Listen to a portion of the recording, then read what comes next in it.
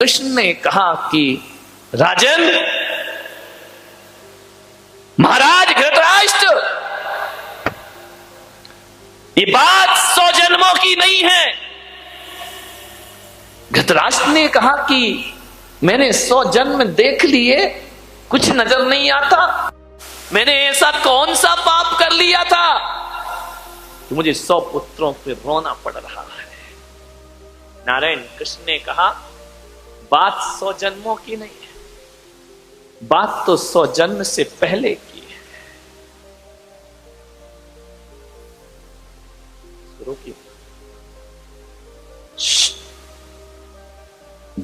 ले जाओ उठा के। ये कंप्यूटर इंटरनेट का युग है।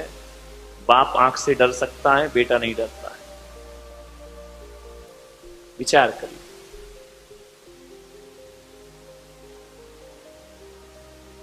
कृष्ण ने कहा कि आज से 100 जन्म पहले तुम बहुत बड़े सम्राट थे। धृतराष्ट्र ने कहा कि मैं सम्राट था, बड़े बड़े संवेदनशील थे, बड़े दयालु थे, आपके अंदर न्याय था, न्याय प्रिय शासक थे तुम। तुम्हारी यश कीर्ति सारी दुनिया में फैली हुई थी। धृतराष्ट्र ने कहा कि हे माधव, क्या 100 जन्म पहले किए कर्मों का फल भी प्राप्त होता है? तो कृष्ण ने कहा कि कुछ कर्म ऐसे होते हैं जिनका फल तुरंत मिलता है, कुछ कर्म ऐसे होते हैं जिनका फल साल भर बाद मिलता है, कुछ कर्म ऐसे होते हैं जिनका फल 20 साल बाद मिलता है, कुछ कर्म ऐसे होते हैं आदमी के जिसका फल बुढ़ापे में मिला करता है, और कुछ कर्म ऐसे होते हैं जिनका फल अगले जन्म में मिलता है, और कुछ कर्म ऐसे होते हैं जिनका फल जन्म जन्मों के बाद प्राप्त हुआ। हजारों वर्षों के बाद भी कर्म अपना फल दे सकता है। कर्मों का कोई ठिकाना, कोई लाख करे चतुराई, कर्म का लेख मिटे ना रे भाई, कर्म का लेख मिटे ना रे भाई। इस दुनिया में कर्म के आगे चले ना किसी का जो, इस दुनिया में कर्म के आगे चले ना किसी का जो, कागज हो तो हर कोई बाँचे, कर्म न बाँचे को। एक दिन इसी किस्मत के कारण बन को गए थे रघुराई रे, कर्म का एक मिटे ना रे भाई। कोई लाख करे चतुराई, कर्म का एक मिटे ना रे भाई। ओ काहे मनवा धीरज खोता, काहे तू नाहक रोए। अपना सोचा कभी नहीं होता, कर्म करे चाहे हो राजा चाहे भिखारी, चाहे हो राजा चाहे भिखारी, तो कर सभी मेरा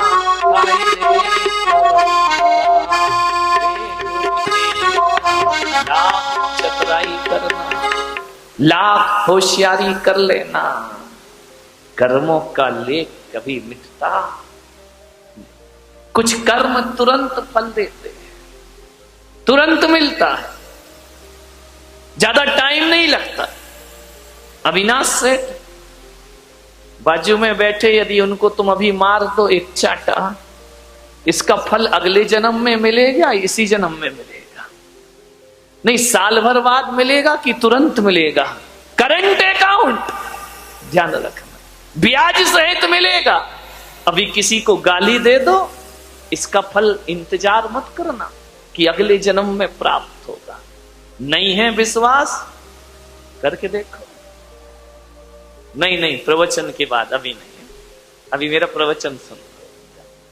कुछ कर्मों का फल तुरंत मिलता है, ज्यादा देर नहीं लगती है।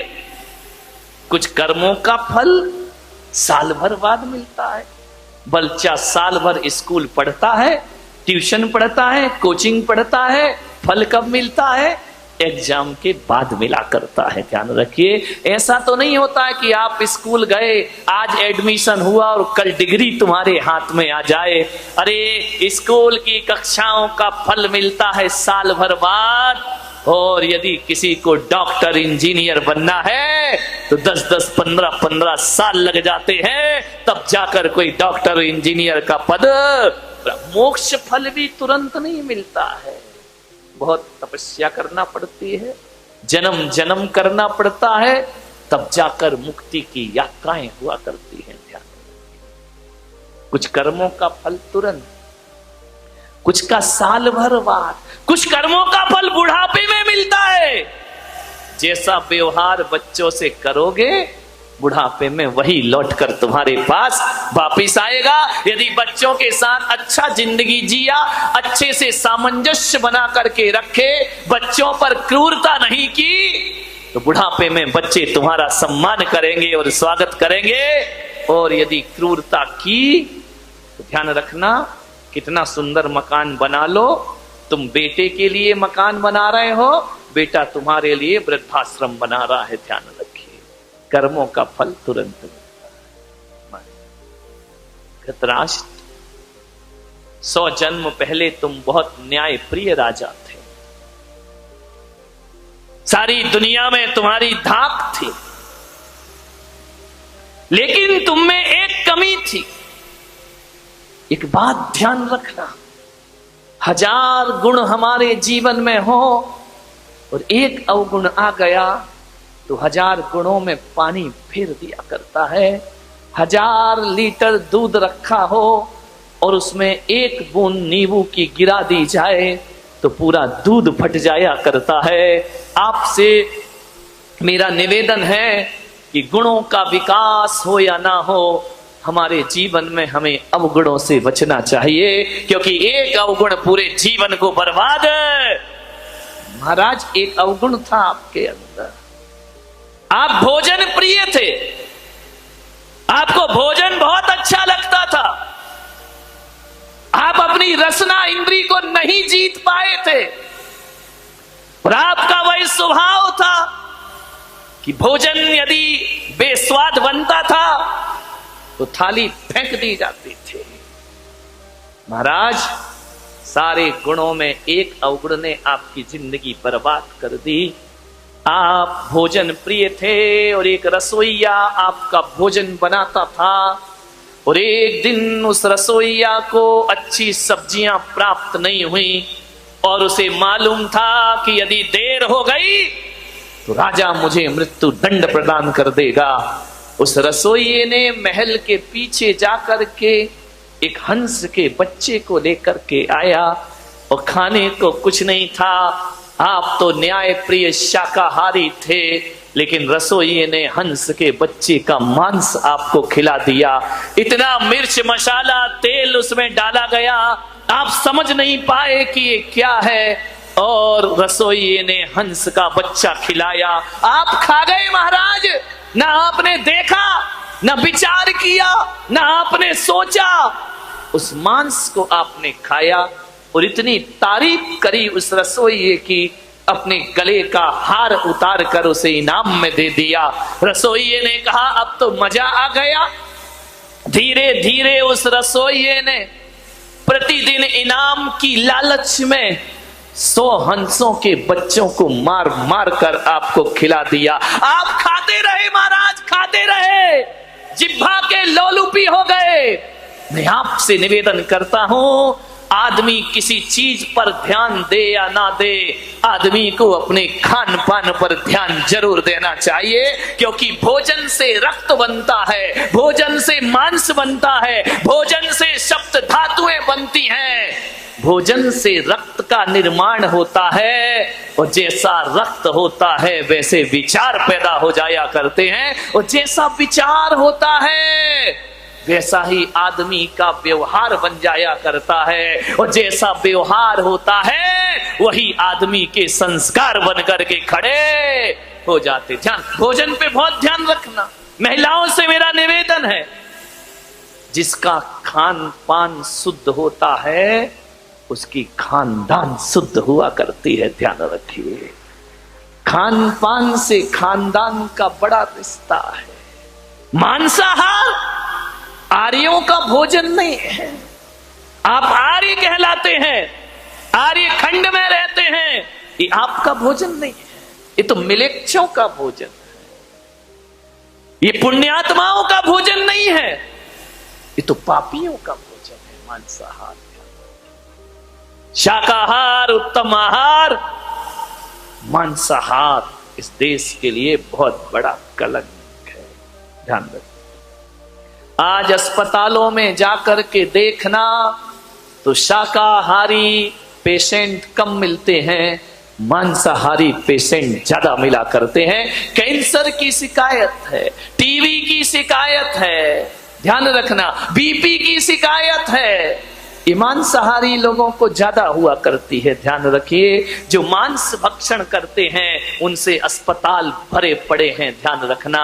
मान्यवर, आपसे मेरा एक निवेदन है, बड़ी विनम्रता के साथ खान पान पर विशेष ध्यान दीजिए। क्या खाना, कब खाना, कैसा खाना, कितना खाना, ये भोजन के लिए विचार करना है। क्या खाना, कब खाना, कैसा खाना और कितना। पशु को डालते जाओ डालते जाओ डालते जाओ, वो मना ही नहीं करता है, खाते जाता है खाते जाता है। पशु के पास तो इतना भी विवेक नहीं है, उसे प्यास लगती है तो नाली का पानी पी लिया करता है, उसे प्यास लगती है गटर का पानी पी लिया करता है। लेकिन मनुष्य को प्यास लगती है, प्यासा मर जाएगा लेकिन नाली और गटर का पानी पीने को तैयार नहीं हो। मनुष्य विवेकवान है, मनुष्य ज्ञानी है, जानवर अज्ञानी है, वो कुछ भी खा सकता है। आदमी के साथ ऐसा नहीं है। क्या खाना और क्या नहीं खाना, ये विवेक जागृत करो। प्रकृति ने तुम्हें शाकाहारी बनाकर भेजा है, मांसाहारी नहीं बनाया है। प्रकृति का नियम है, जो जैसा होता है उसे वैसा बना के भेजते हैं।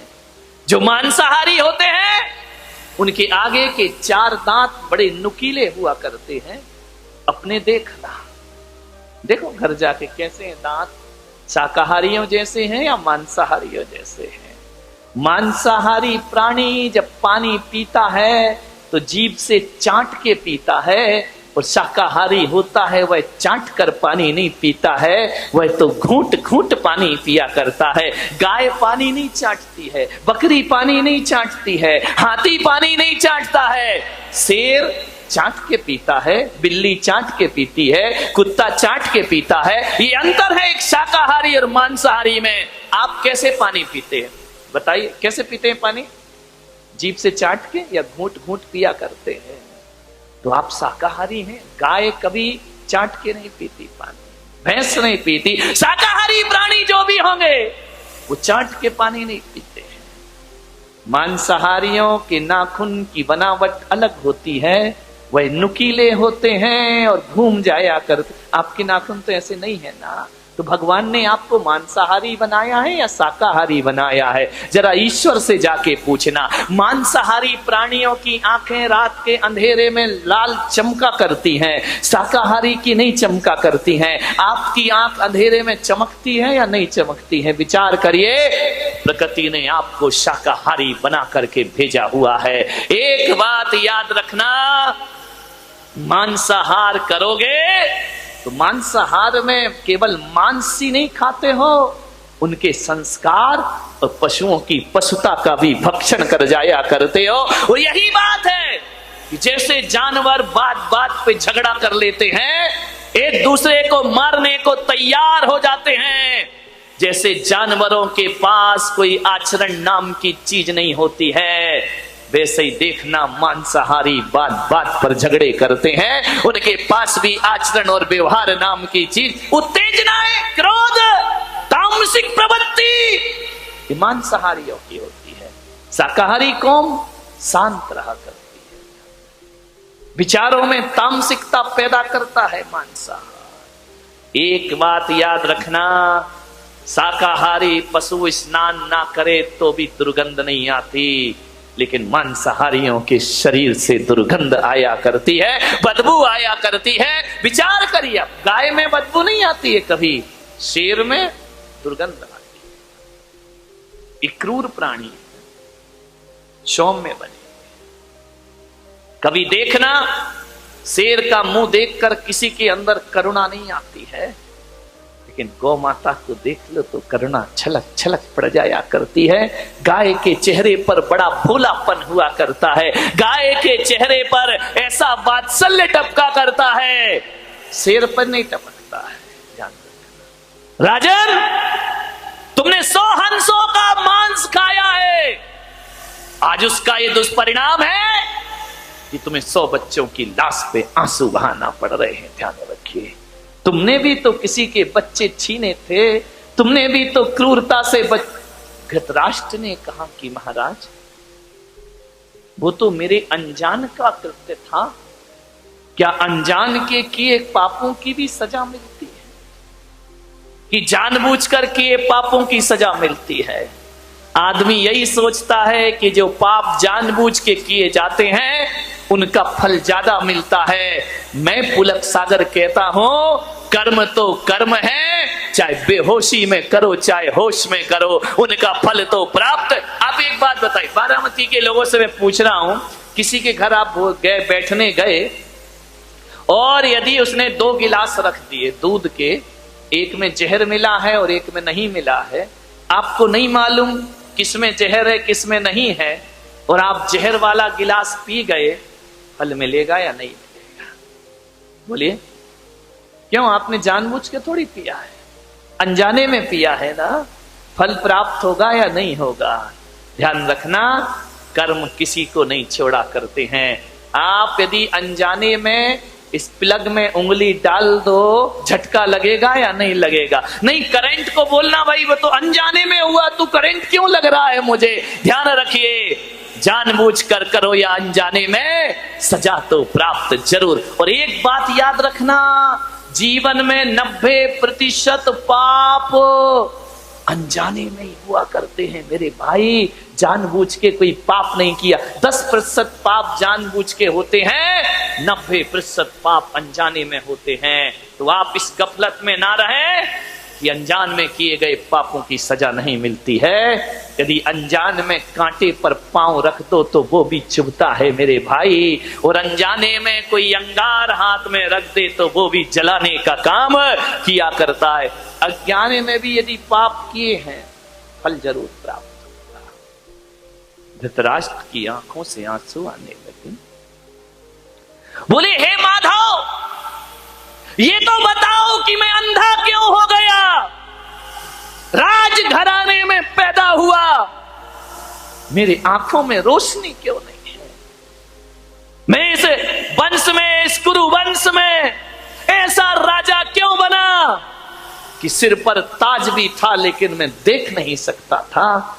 कृष्ण ने कहा, इसके भी जिम्मेदार तुम ही हो, क्योंकि जब वो रसोइया मांस खिलाते रहा तो तुम अंधे बनकर के खाते रहे। तुमने ये भी नहीं पूछा कि ये क्या है, क्या बना रहा है। तुम रंग और स्वाद में डूब गए थे। आंखें होने के बाद भी तुमने आंखों से देखा नहीं। तो कर्म ने कहा कि जब आंखें होकर भी उपयोग नहीं करता है तो अगले जन्म में से अंधे की पर्याय में पैदा। ध्यान रखिए, समझिए कर्म प्रकृतियों को। आंख होते हुए भी आप नजरअंदाज कर रहे हैं तो आपको ये आंखें दोबारा मिलने वाली, इसलिए धृतराष्ट्र तुम अंधे हुए। बोली, द्रौपदी की तो आंखें हैं, ये पट्टी बांध कर क्यों बैठी है? बोले इसलिए इसका भी कर्म है। वो जो हंसों का मांस खिलाते रहा, वो रसोईया कोई और नहीं, ये द्रौपदी ही है, जो इनाम के लालच में तुम्हें हंस के बच्चे खिलाते रहा। आंखें होकर भी इसने अनदेखा किया, इसलिए आंख होकर भी आंखों में पट्टी बांधने को मजबूर हो गई। अब विचार करिए, रोशनी होकर भी दुनिया नहीं देख पाई गांधारी, ये तुम्हारे ही कर्मों का फल हुआ करता है। मान्यवर ध्यान रखिए, किसी से डरो या ना डरो, मैं तो आपसे निवेदन कर रहा हूं, तुम लोग मराठा हो, महाराष्ट्र में रहने वाले लोग हो, तुम लोग वो व्यक्ति हो, बारामती में रहने वालों, बहुत शूरवीर हो, ध्यान रखना, तुम किसी से नहीं डरते। वो तो मेरी किस्मत है कि थोड़ा बहुत तुम लिहाज कर लेते हो, नहीं तो किसी से डरने वाले हैं महाराजा शिवाजी छत्रपति के वंशज लोग। विचार कर, आप किसी से नहीं डरते हैं, लेकिन मैं आपसे निवेदन करूंगा एक संत होने के नाते, मत डरो किसी से, भगवान से भी मत डरना। उलक सागर की तो क्या औकात, मैं कह रहा हूं कि भगवान से भी मत डरना, मां बाप से भी मत डरना, बड़े भाई से भी मत डरना, समाज से भी मत डरना। लेकिन मैं आपसे एक निवेदन करता हूं कि समाज से, भाई से, परिवार से, बड़े बुजुर्गों से, गुरु से भी मत डरो। नहीं डरना तो मत डरिए, निर्भीक होकर जिए। लेकिन आपसे एक निवेदन करूंगा कि डरना तो भगवान से भी नहीं चाहिए, लेकिन आपसे एक ही निवेदन है मेरा कि भगवान से डरो या ना डरो, पर आदमी को अपने कर्मों से जरूर डरना चाहिए, क्योंकि कर्म किसी को छोड़ दे, भगवान तो फिर भी छोड़ देगा, लेकिन कर्म किसी को भी छोड़ते नहीं। कर्मों को सुधार। कबीरा जब हम पैदा हुए, जग हंसे हम रोए, वैसी करनी कर चलो, हम हंसे जग रोए। ध्यान रख, कर्मों को सुधारिए, करनी सुधार लो, कर्म सुधर गया, जन्म सुधर गया। ध्यान रखना, मति सुधर गई, गति सुधर जाएगी, भाव सुधर गए, भाव सुधर जाएंगे। ध्यान रखें, कुछ नहीं करना है, सोचना है आपको, धृतराष्ट्र को 100 बच्चों की लाश पे आंसू बहाना पड़े। ये कैसी जिंदगी है हमारी? अपना पेट भरने के लिए किसी का पेट फाड़ देना, ये इंसानियत हुआ करती है। विचार करिए, अपना जीवन जीने के लिए, गला बिठाएगा तो, अपना जीवन जीने के लिए दूसरों की जिंदगी उजाड़ देना, ये कैसी मानविकता है? हम तो वो लोग हैं जो दूसरों के लिए अपने जीवन का बलिदान कर दिया करते हैं। महात्मा बुद्ध जब जा रहे थे जंगल से, एक शेरनी हिरनी का शिकार कर रही थी। महात्मा बुद्ध ने कहा, ठहरो, ये मत करो। बोले, ये मेरा भोजन है। महात्मा बुद्ध ने कहा, ऐसा मत करो, पिछले जन्म में किया था तो शेर की पर्याय मिली है, इस जन्म को सुधार ले। शेरनी से कहा, उसने कहा कि मैं क्या करूं? बोले, हिरनी को छोड़, मुझे भूख लगी है।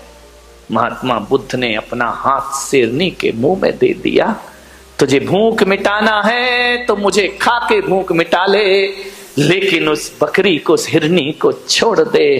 कहते हैं जैसे ही महात्मा बुद्ध ने अपना हाथ शेरनी के मुंह में दिया, शेरनी मुंह फेर लिया करती है कि मैं हिंदुस्तान की और पशुओं की संस्कृति जानती हूं, हम साधुओं का भक्षण नहीं किया करते हैं। ध्यान रखिए, एक जानवर में इतनी अकल होती है, एक पूंछ वाला इतना समझदार है, तो मूंछ वाले को क्या हो गया है? ध्यान रखिए, इसको अकल ही नहीं आती है, पूंछ वाला सुधर रहा है। विचार करना है। मुझे कुछ दिन पहले कुरान मजीद भेंट की गई इस बारामती में, मैंने उसका पहला पेज पढ़ा और उसी में एक शब्द आया जो मेरे भीतर को आंदोलित कर गया। पहली लाइन लिखी है,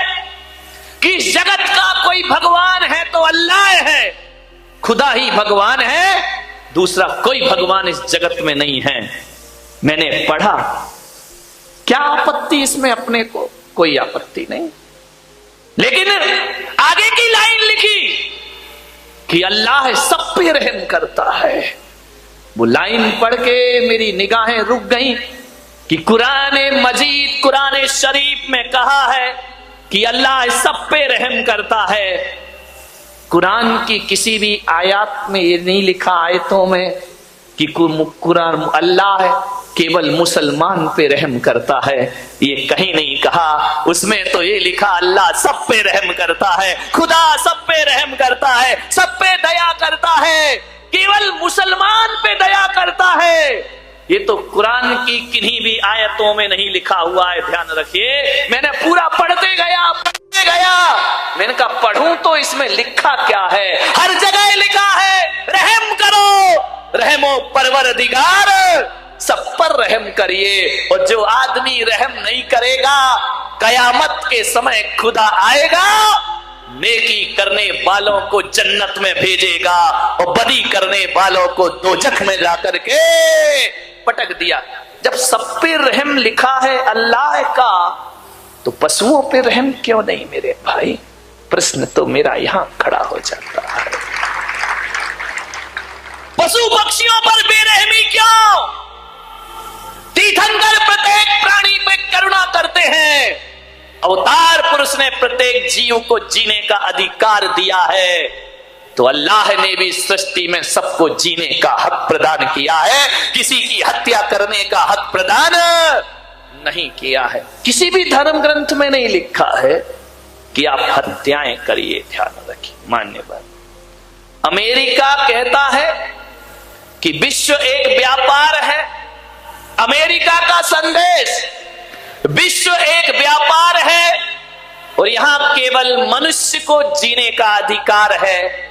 और ऋषि मुनि का देश मेरा भारत कहता है कि विश्व एक व्यापार नहीं, मेरा भारत तो कहता है विश्व एक परिवार है और यहां सभी को जीने का अधिकार है। वसुधैव कुटुंबकम, ये चिंतन है हमारे देश का कि परिवार है, पशु पक्षी हमारा परिवार है, एक इंद्रिय हमारा परिवार है, पेड़ पौधे हमारा परिवार है, सब हमारे परिवार हैं, सबको जीने का अधिकार है। ध्यान रखना, मान्यवर सोचना है आदमी को क्या हो गया है। ऐसी बुद्धि मारी गई 21वीं सदी के इस इंसान की कि टीवी पर देखा संडे हो या मंडे रोज खाओ अंडे, आदमी तैयार हो गया। अब अभी एक चाल और चल गई है, अंडा शाकाहार है। ध्यान रखिए, माथा ठोक लिया मैंने, अंडा शाकाहार हो गया। अरे मेरे भाई बताइए, मुर्गी के गर्भ से पैदा हुआ है, बताओ आपने इंजेक्शन दे दे करके अंडे पैदा कर दिए हैं। अब इतने अंडे हो गए, इतने अंडे हो गए, इतने अंडे हो गए। जितनी पैदावार है उतनी खपत नहीं है अंडों की, लोग उतना खरीद नहीं रहे हैं। तो व्यापारियों ने एक षड्यंत्र रचा, बोले अभी अंडे खत्म कैसे होंगे, पैदा ज्यादा हो रहे, खपत कम हो रही है, क्या किया जाए।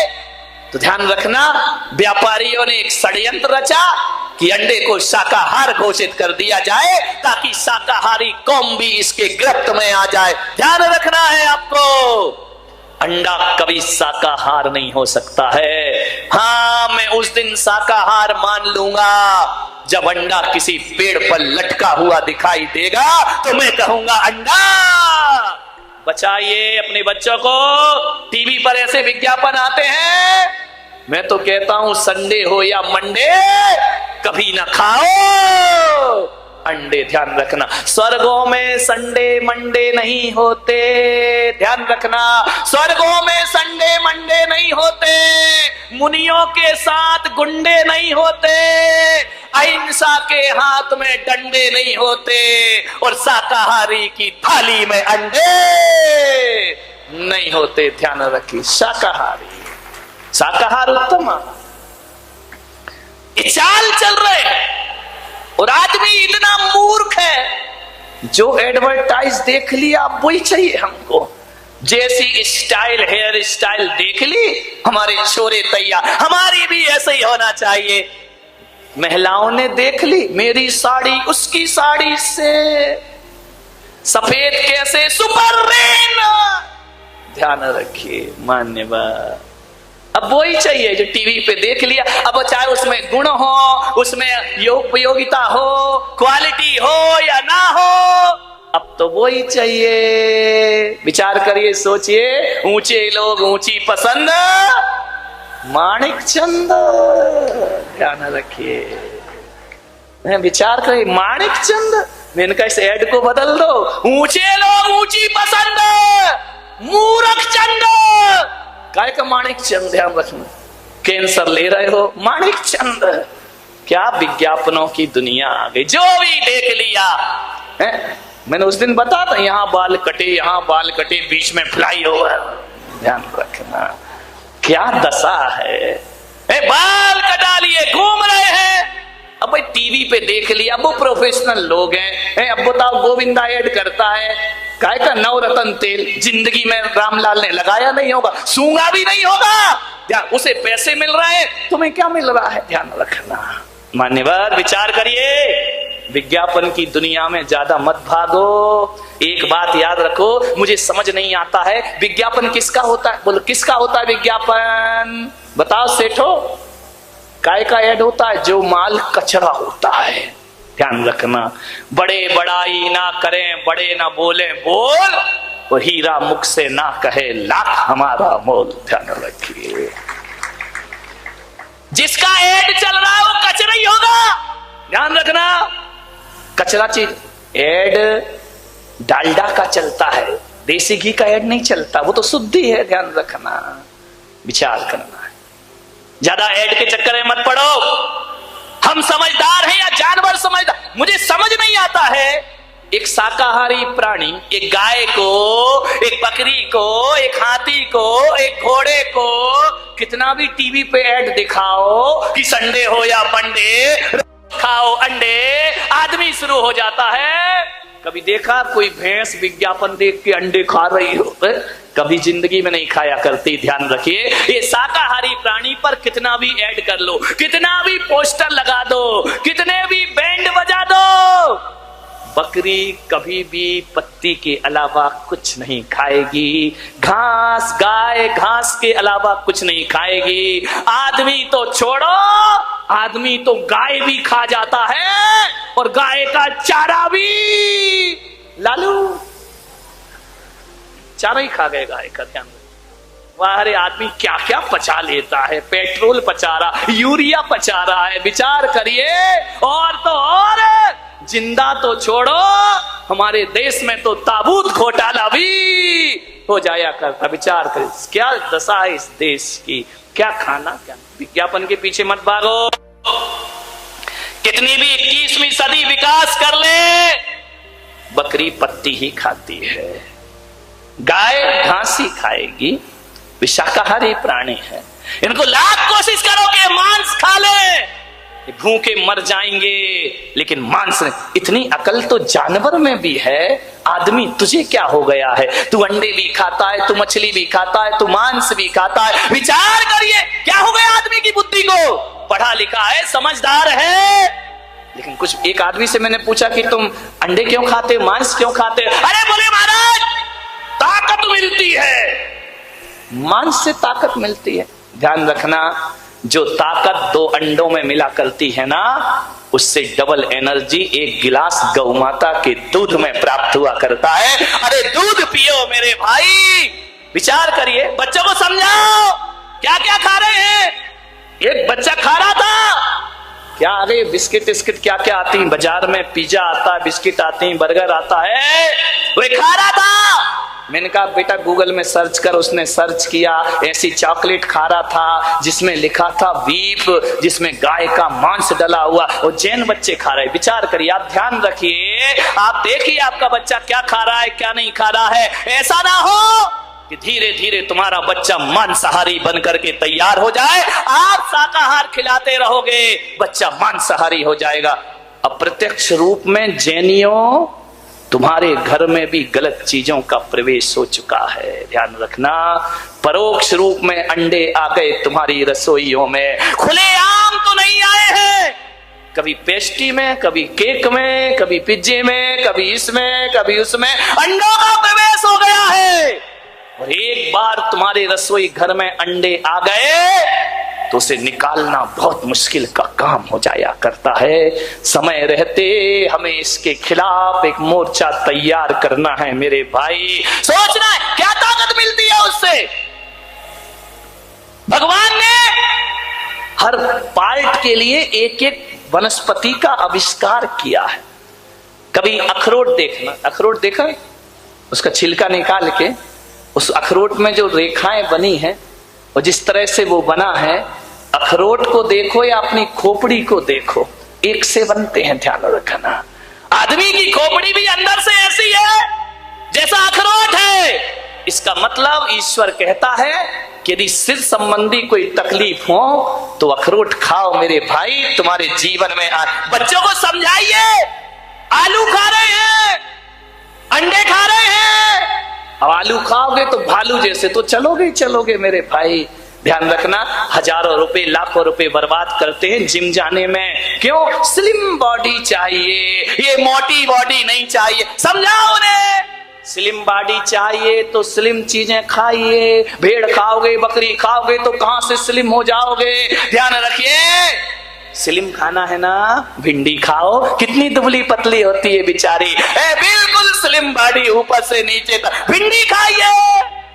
लाल गाल करना है, लाल पाउडर मत लगाओ। लाल टमाटर, लाल एप्पल खाइए, गाल लाल लाल। देखो सबकी व्यवस्था है, सोचना है आपको। बादाम, ये जो आंखें हैं इनका आकार बादाम जैसा है, ध्यान रखना। देखो तो भगवान की कारीगरी तो देखो, आंखें किसके समान है, बादाम जैसी। आंखों की तकलीफ हो, बादाम खाओ मेरे भाई, आंखों में रोशनी आ जाएगी। काजू, 2 काजू को ऐसा करो तो कान बन जाते हैं, ध्यान रखना। बनावट बनावट भगवान ने इसके लिए पैदा किया इनको। 2 काजू यहां लगाओ, कान बन जाते हैं ना।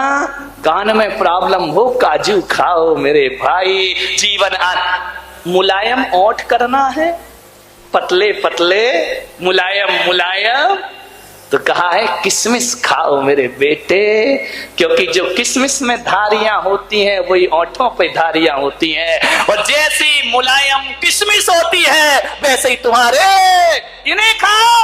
दांत में प्रॉब्लम हो, अनार खाओ मेरे भाई, जैसे अनार में दाने होते हैं वैसे हमारे मुंह में भी दांत हुआ करते। ये विचार ऐसे समझाओ अपने बच्चों को, ध्यान रखिए। नहीं समझाते हो, विचार करना है। आप हड्डियां मजबूत करना है, गन्ना खाओ। गन्ना का डिजाइन हड्डी जैसे ही तो है मेरे भाई, ध्यान रखना। हर चीज बनाई गई है आपके लिए, आप वही खाओ। जिस पार्ट में जो तकलीफ हो, वैसी वनस्पति समाज देश में आ चुकी है मेरे भाई, वैसी वनस्पतियां बना दी गई हैं मांसाहार। राम ने, कृष्ण ने, बुद्ध ने, महावीर ने जीवन में कभी मांसाहार नहीं किया है, ध्यान रखना।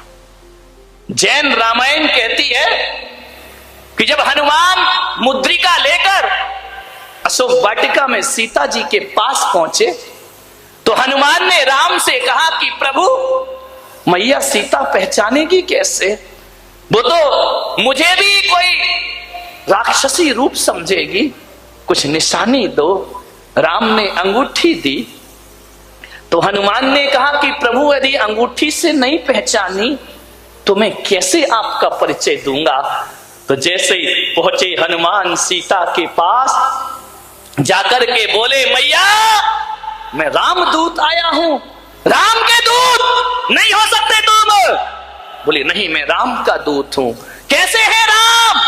बोले राम वो हैं जो रात्रि में भोजन नहीं किया करते, वो राम हुआ करते हैं। राम वो है जो मांसाहार नहीं किया करते। राम वो है जो किसी पशु का वध नहीं किया करते।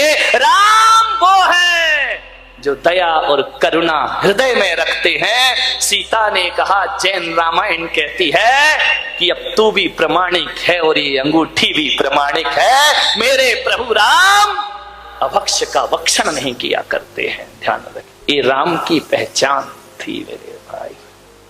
सोचना क्या ताकत मिलती है मांस से? बोलिए।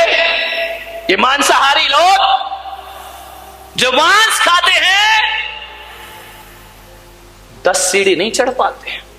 ऐसा धोखनी सा चलता है सीना जैसे लोहार की धोखनी चलती। हे महाराज अब नहीं चढ़ा जाता, कितने ऊपर रुके हो। ध्यान रखिए, मांसाहारियों का काम है ध्यान रखना। ये मांसाहारियों की सांस फूल जाती है, शरीर नहीं चलता है। शाकाहार की ताकत क्या है ये मुझ पुलक सागर से पूछना। 24 घंटे में एक बार खाता हूं और 20 किलोमीटर चलने की ताकत रखा करता हूं। इससे बड़ी क्या ताकत होगी? कौन कहता है कि खाने पीने से ताकत मिला करती है? मान्यवर, मांसाहार से ताकत। यदि मांसाहारियों को मैं चुनौती देता हूं, आओ मेरे साथ रहो और चलो। मांसाहारी में कितनी भी ताकत हो, बाल उखाड़ने की ताकत है। बोलो, ये शाकाहारियों की ताकत है मेरे भाई, ध्यान रखिए। ये शाकाहारी ही नहीं, शुद्ध भोजन की ताकत है कि गर्मी भी सहते हैं, बरसात भी सहते हैं, ठंड भी सहते हैं और हर हाल में आनंदित रहा करते हैं। ये ताकत मांसाहारियों को नहीं मिला करती है। एक बात बताओ, जब भी ताकत की बात आती है तो लॉइन पावर बोला जाता है या हॉर्स पावर बोला जाता है? बोलो। शेर की ताकत नहीं बोले, किसकी ताकत? हॉर्स। हॉर्स माने घोड़ा। शाकाहारी है या मांसाहारी है? बताओ मेरे भाई। घोड़ा शाकाहारी है और जब भी ताकत चाहिए किसी बच्चे को तो वो हॉर्स पावर प्राप्त करना चाहता है। घोड़े जैसी ताकत चाहिए मुझे, शेर जैसी नहीं चाहिए, कुत्ते जैसी नहीं चाहिए, घोड़े जैसी। घोड़ा कैसा है? शाकाहारी। हाथी कितना विशाल का है, शाकाहारी है या मांसाहारी? शाकाहारी मेरे भाई। हाथी पर जब भी शेर अटैक करता है ना, तो कितना भी बड़ा बहादुर और राजा क्यों ना हो, हाथी के सामने से मुकाबला नहीं कर सकता। जब भी वार करता है तो पीछे से वार किया करता है। और ये शाकाहारी होते हैं जो सामने से मुकाबला करने को तैयार रहा। ये शाकाहार की ताकत है, ध्यान रख। मांसाहारी नहीं कर सकते। मांसाहारी के अंदर छल होता है, कपट होता है, वह शिकार छल से करते हैं। बिल्ली दबे पांव बैठती है, चूहा देखती है तो धीरे धीरे पांव उठाती है। ये छल है उसके अंदर, ये मांसाहार ने दिया है। मान्यवर, ताकत तो शाकाहार में है। अब बताओ, सुबह सुबह आप रामदेव बाबा का योगा करते हैं, एक्सरसाइज करते हैं, उसके बाद कहते हैं असली ताकत चाहिए, रात को चने भिगो दो। जब रात भर में भीग जाएंगे, उस सुबह उन कच्चे चनों को यदि खाली पेट खाओ तो हॉर्स पावर प्राप्त हुआ करती है। ध्यान रखिए, घोड़ा क्या खाता है? चना। ध्यान रखना, चने से बड़ी कोई ताकत नहीं बारामती वालों। चना चोर खा लो आज ही, ध्यान रखना। लाई मजेदार चना चोर गरम, ध्यान रखिए, ये शाकाहार है। एक बात ध्यान रखना, ये मांसाहारी लोग मांसाहारी पशु का मांस नहीं खाते, ये शाकाहारियों का खाते हैं। ध्यान रखना, शेर का नहीं खाएंगे, कुत्ते का नहीं खाएंगे, बिल्ली का नहीं खाएंगे, ये मांसाहारी प्राणी है। ये जब भी खाएंगे कोई बकरे का खाएगा, कोई गाय का खाएगा, ध्यान रखिए, कोई मछलियां, ये सब क्या शाकाहारी लोग हैं। ध्यान रखिए, सोचना है। हमारे आचरण बिगड़ते हैं, हमारा व्यवहार बिगड़ता है, हम उनके संस्कार भी खा जाते हैं। एक घटना है, समय हो रहा है आपका। मुझसे लोगों ने कहा महाराज 10 के बाद बस कर दिया करो, हमें दुकानें खोलना पड़ती। कल सेठ बता रहे थे, शांति सेठ, कि तुम तो 20-20 मिनट ज्यादा ले लेते हो, इसको थोड़ा कम करो, कम करो। मैंने कहा ठीक है, कम करने का प्रयास करूंगा। विचार करिए, एक आदमी रोज मांस खाता था, रोज मुर्गे मारता था। उसके 3 बच्चे थे। पहला बच्चा 3 साल का, दूसरा बच्चा 2 साल का, तीसरा बच्चा 6 महीने का। जब उन बच्चों ने देखा कि मेरा बाप रोज मुर्गा मारता है, एक दिन बाप कहीं चला गया, तो वो सोचा कि अब छोटे बच्चे वो क्या जाने, वो समझे कि कोई खेल होगा, कोई गेम होगा। मेरा बाप रोज काटता है, मुर्गा चीखता है, बाप हंसता है, अट्ठास करता है बाप, उसकी एक एक चीख पर आनंद मनाता है मेरा बाप। तो वो समझा यदि हंस रहा है तो कोई खेल होगा। एक दिन वो बाहर चला गया, मुर्गा घर में आया नहीं। बड़े 3 साल के बच्चे ने सोचा कि यार आज तो पापा का खेल खेलते हैं। वहीं रखी थी उसके मारने की, क्या बोलते उसको, जो भी, ऐसी बात है क्यों मुंह पे लाऊं मैं। विचार करिए, जो छुरी रखी थी मारने की, ध्यान रखना। उसने कहा चलो बच्चे, छोटे भाई से कहा अपन खेल खेलते हैं। 2 साल के बच्चे को लिटा दिया, एक पैर पे पैर रखा, माथे पे हाथ रखा और एक छुरी से अपने भाई का गला काट दिया। वो कह रहा है पापा ऐसे ही तो मुर्गे मुर्गे का खेल खेलते हैं, हम भी यही के। बच्चा चीखा, बचा, मुझे रोने लगा बच्चा। माँ टब में छोटे बच्चे को नहला रही थी, उसने बच्चे की चीख सुनी, बच्चे को फेंकी, अंदर गई। जैसे ही अंदर गई, लहूलुहान है बेटा। ये खेल, ध्यान रखना, ये अभिशाप है उन जानवरों के। बड़े बच्चे ने देखा मुझे माँ मारेगी, फेंक के चाकू जोर से भागा। जैसे ही भागा तो छत पर बाउंड्री नहीं बनी थी, इतनी तेज भागा, नीचे गिरा, प्राण पखेरु उड़ गए। जो बच्चा कटा था उसके प्राण निकल गए। माँ देख करके बेहोश हो गई, ये क्या हुआ, मेरे दोनों बच्चे खत्म हो गए। लौट करके बेहोश होने के बाद जब होश आया, टब में आकर के देखती है तो 6 महीने का बच्चा भी पानी में शांत पड़ा हुआ है, उसके भी प्राण निकल गए। मेरे भाई ध्यान रखना, अरे काश इन घरों में करुणा और प्रेम के संदेश होते, करुणा और प्रेम का व्यवहार होता। अरे आज उसको बहुत रोना आया, उसने कहा मैं 3 बच्चों के लिए रो रहा हूं। भीतर से मुर्गी चिल्लाई, तू 3 के लिए रो रहा, मैं कितनों के लिए रोई होंगी। ध्यान रखना, आज तेरे बच्चे मरे तो तुझे कष्ट हो रहा है, मेरे बच्चे तूने रोज मारे हैं मेरे सामने। ध्यान रखिए, कर्म फल तो प्राप्त। एक बकरी को एक पंडित काट रहा था, बलि दे रहा था देवी के लिए, बलि चढ़ा रहा था।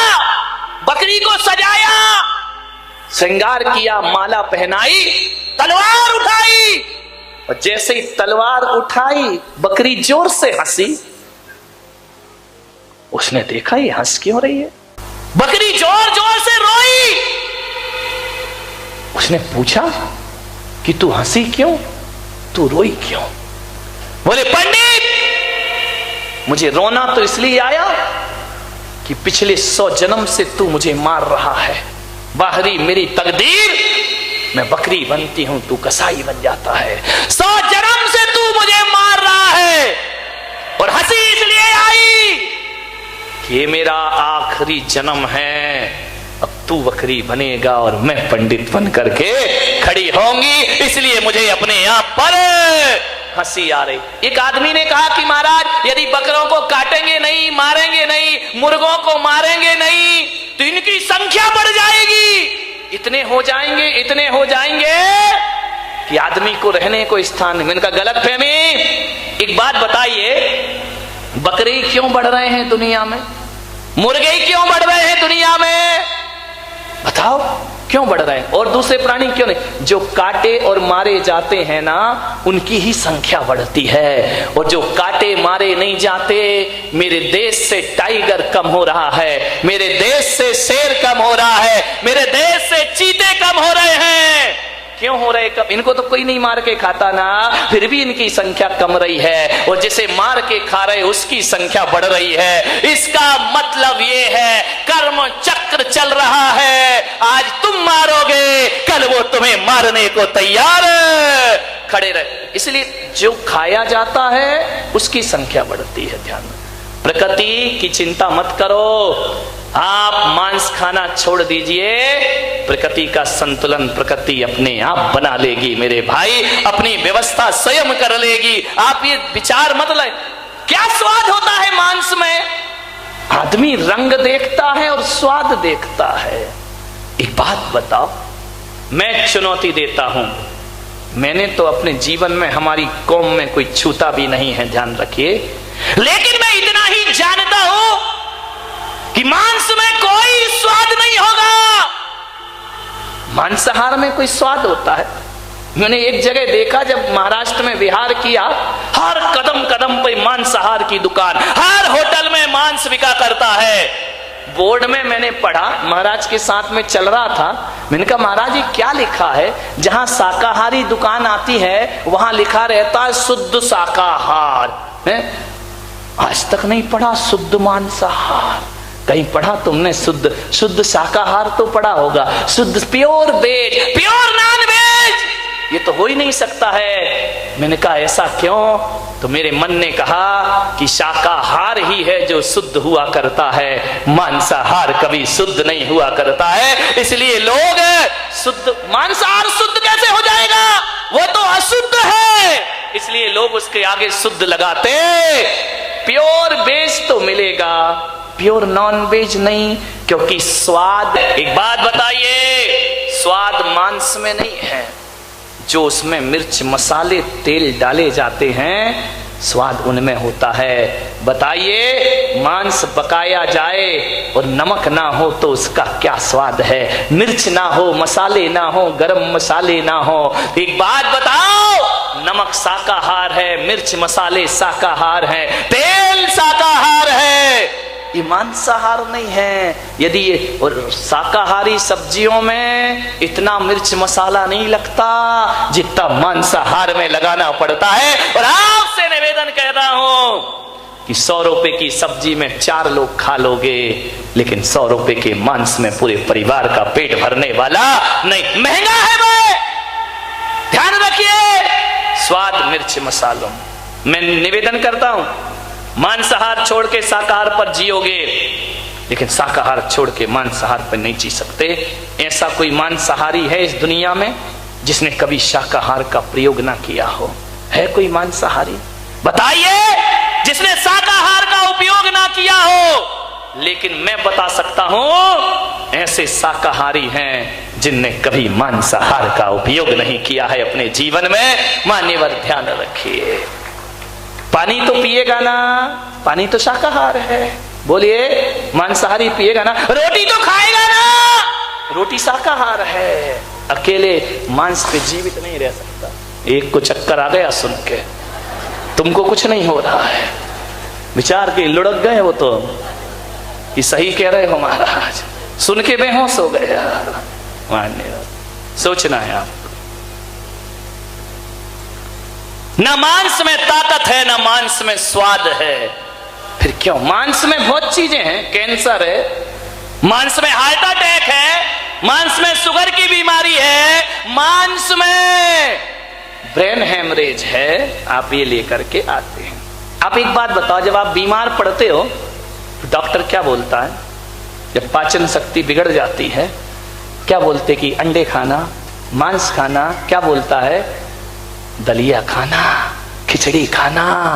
अरे अच्छे अच्छे मांसाहारी भी बीमारी में हमारे शाकाहार की शरण में आ जाया करते हैं, क्योंकि स्वाद तो शाकाहार, ताकत, एनर्जी, विटामिन सब शाकाहार में हुआ करते हैं। मान्यवर 10:05